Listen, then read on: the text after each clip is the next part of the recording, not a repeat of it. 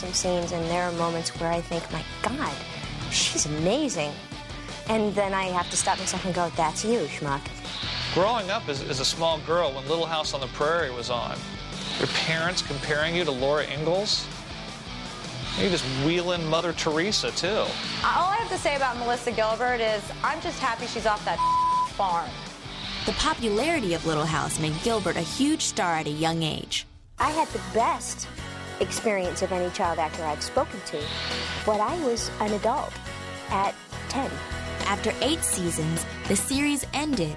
Melissa fired her agent mother, moved to New York, and focused on romance. See, you fire your parents, and you can never really. It's going to be very uncomfortable at the dinner table. Yeah. Hey, Mom, you're gone. Now get my ass some Pop-Tarts. Melissa dated Tom Cruise for a while. Then she hooked up with Rob Lowe. They were together for 5 years.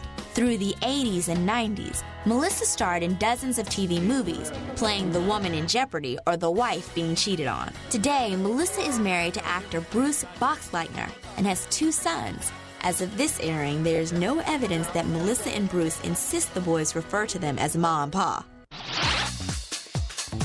At number 26 on our list, Emmanuel Lewis. Manny's huge personality made up for the fact that he was too small to go on Mr. Toad's Wild Ride.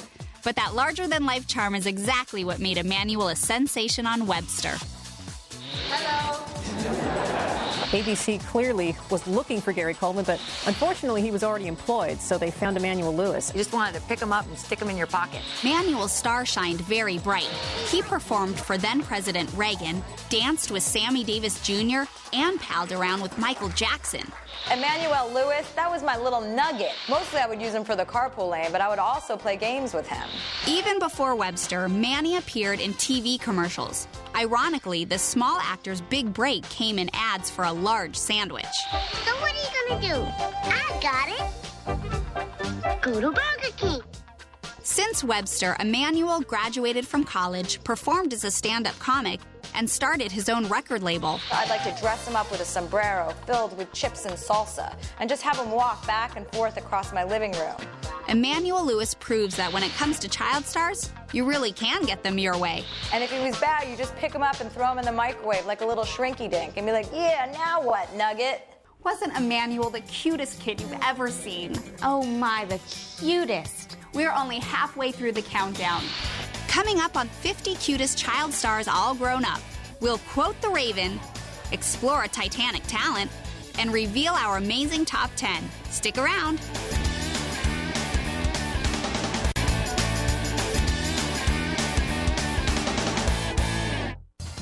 Our next child star has 3 cute kids of her own. I have 3 kids too. You mean you like it? You really, really like it? Coming in at number 25 is none other than our very own Candace Cameron Bure. Our little Candace grew up with 2 sets of siblings. As DJ on Full House, she laid down the law for younger sisters Stephanie and Michelle.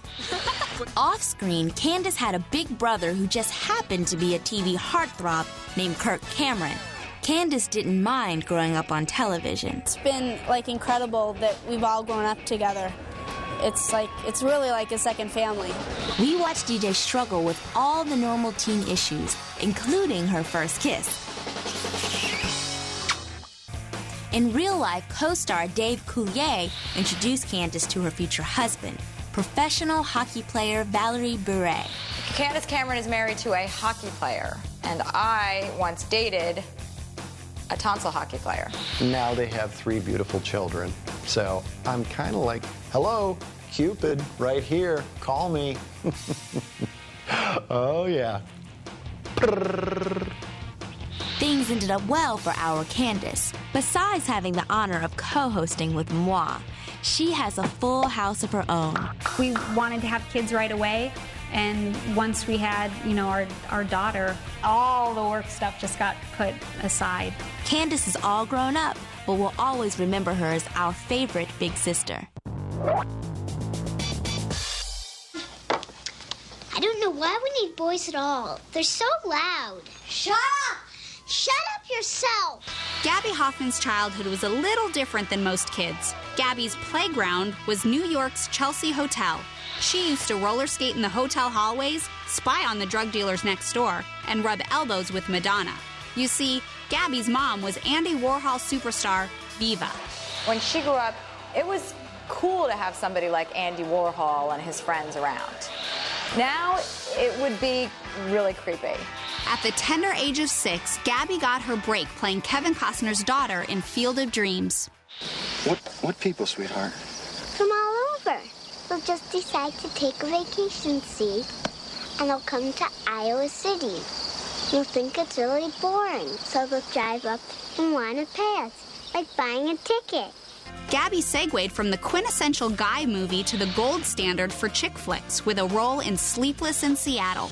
Like some other grown-up child stars, Gabby hoped to broaden her career with a move behind the scenes. I know hardly any people have, been a child actress and gone through until they were an adult. And I hope to do that. I also want to direct. Gabby went on to attend college and still acts occasionally.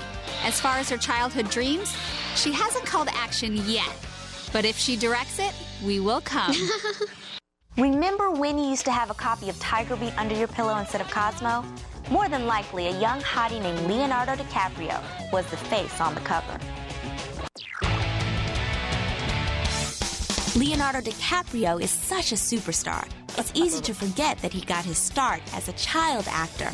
In 1990, 16-year-old Leo landed a role on the short-lived TV series Parenthood. I like to act. I think it'll get me ahead in life, I like the attention, I must admit, I like the attention. Casting directors took notice of Leo on Parenthood. Then came Growing Pains. He joined the cast of the hit sitcom, playing a homeless teen taken in by the Sievers. After I got Growing Pains, I said, let's go celebrate. I just went and bought an $80 pair of shoes, and I haven't worn them since. The guy, as a child star, was like, I peaked at Growing Pains. And then it was all sort of like downhill. What has he done since Growing Pains? What have you done since Growing Pains, DiCaprio? What? I haven't seen him. In 1993, the big screen called.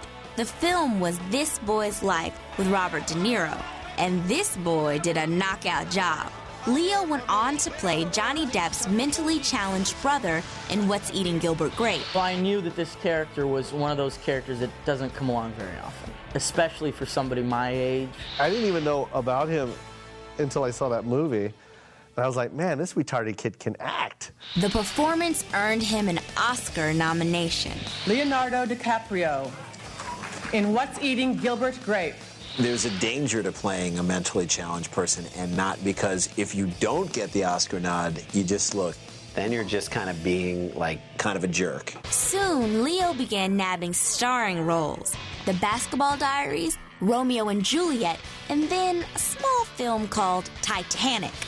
Unless they film a Growing Pains reunion on a ship called the Titanic, I don't think Alan Thicke and Leonardo DiCaprio are going to be working together again. That's just what I feel. But we love looking back, way back, when Leo was just a kid, and he invited us into his closet. And you wanted to see my baseball cards, right? Ernie Banks, Hank Aaron, slow down, DiCaprio. Oh, here's a Magic Johnson Larry Bird rookie.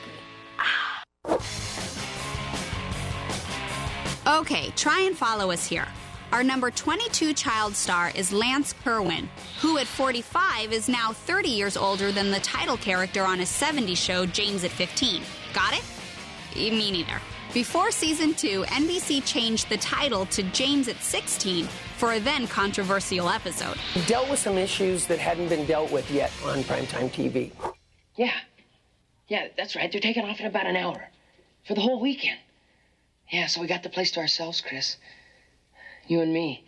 They had more angst packed in an hour than you would actually live in a year, but we loved it. James lost his virginity, giving it up to a hot Swedish exchange student. They tried to tastefully, responsibly handle issues that weren't really talked about, but they were real. Sure, I've had sex with an exchange student. Why not? They're going home in 3 months. Bye-bye, Paco. No, no, I love you too. I'll totally come visit. The only person I had sex with in school was me. Oh, you asked if I've seen James at 16. Ah, I thought you were asking if I'd had 16 guys named James. The series got canned a year later, but its impact